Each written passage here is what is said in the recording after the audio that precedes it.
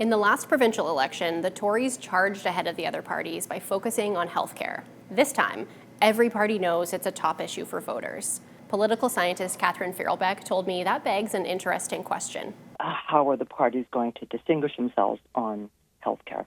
And one way of doing that, of course, might be the women's vote. There's a notable shift in this election in the attention the major parties are giving to healthcare for women. Fearlbeck says you don't have to look any further than public polling data to understand why. Let's start with the Tories. There's a lot of work to do for sure, particularly a lot of work to do around women's health. Their big promise for women is that they'll create a clinic for treating the symptoms of menopause. The World Health Organization says menopause hits most women between the ages of 45 and 55.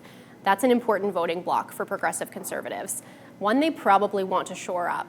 As for the Liberals, they're promising to appoint a cabinet minister to focus on women's health, to boost research funding for women's health issues, and to provide free period products in all provincial buildings.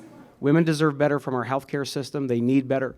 A Nova Scotia Liberal government has a plan to address this in a tangible and meaningful way. Generally, the Liberals seem to have much more support from women than men. Again, this is probably an edge that they want to secure. Now, the NDP. Today, we're announcing our plan to better support women's health. Their platform includes things that are meant to protect and expand abortion access and expand midwifery services. It seems the NDP are focusing on women in their reproductive years. And which voting bloc gave the NDP the most support? Young adults.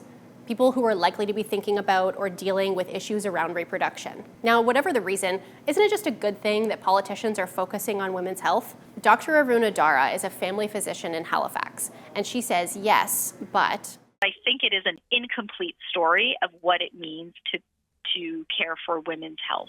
Dara says these promises exclude some women, including trans women, and they focus mostly on what she describes as downstream interventions, like medical procedures. She favors upstream interventions to improve people's overall health, things like better working conditions, income equality, and food security. In thinking about the downstream effects, I think we're actually missing where there are huge opportunities for us to make big impacts. So, will these promises actually appeal to the intended voters? We won't know until November 26th, but what might be more interesting to watch is what happens after that, and whether the parties and politicians follow through with their promises.